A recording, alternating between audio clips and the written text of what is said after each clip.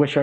On the motion to consider the approval to the National Assembly of the disposition of the Commerce Bight Port to Ecological Systems Limited.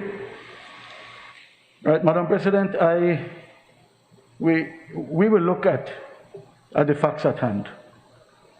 I must start by saying that we are of the position that we cannot support the approval of the disposition of the Commerce Bight Port. I must say, though, that it seems to us that this matter might very well find itself in the courts. And I ask now, and I hope to get a response as to how solid a case the government has. Both sides seem to think that they have a solid case. From our interpretation of Section 22 of the Finance and Audit Reform Act, and I guess I'm allowed to remove my mask, my face mask, sorry, I just realized I still have it. I'm no attorney, and I guess this is the matter that that one of those that will be ventilated if and when it does get to the courts, is, as my colleague before me raised the question about what does disposal include. But from our read of that section, and I should read it for the benefit of the public in its entirety, Madam President, if you allow me.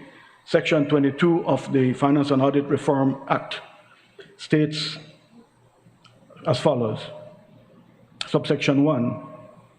The government shall, before disposing of any public assets with an aggregate value offer above $2 million, obtain the approval of the National Assembly to be signified by a resolution made in that behalf and published in the Gazette. Subsection 2. The disposal of national land or any dealing or transaction relating to national land shall continue to be dealt with under the procedure specified in and the provisions of the National Lands Act and regulations made thereunder, provided that the sale or lease of any national land in excess of 500 acres or any key of whatever size by government shall first be authorized by a resolution of the National Assembly. So within that section where it speaks to disposal of public assets, it also speaks to sale or lease of any national land. So that is the first red flag raised on our side. And according to our interpretation, this was not followed. So we, in relation to this, are not able to support this position. But no, when we look at the actual lease agreement, and I have seen a report on the potential of ports in Belize, where I think 4 different ports were assessed and analyzed, Commerce Bight being one of them. It does potentially have a very important, an important place in port development in the country. So by implication, it must have high value. And I note that government did commission a valuation, and that determined, as it in the valuation and in the motion, that if my memory serves me right, I could refer to my notes, but it has an annual rental value of $300,000. If we look at section 8.1A of the lease agreement, it states that the lessee shall pay to the Belize Port Authority the sum of Belize $5,000 upon the grant and upon each extension or renewal of this lease. I interpret that to mean, and I stand to be corrected by my learned colleagues, that this is $5,000 over 25 years. Now, if I call it paltry, I don't know what other term there can be for that.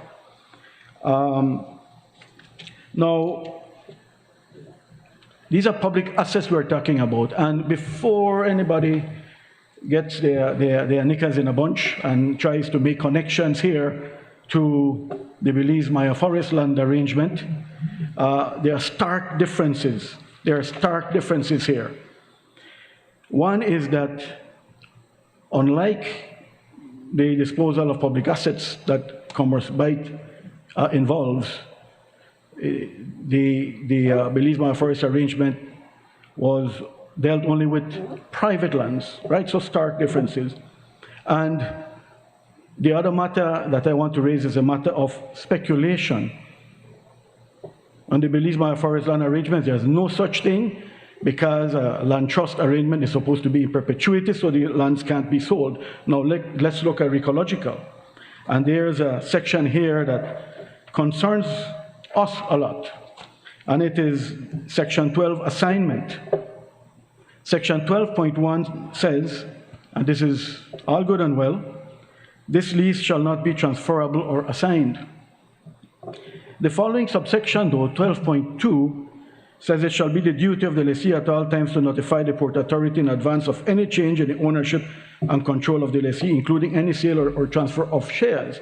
So in our minds, right, Madam President and colleagues, while the lease cannot be transferred or assigned, the ownership of the company, the shares, can be sold in their entirety. And it begs the question about the possibility of speculation happening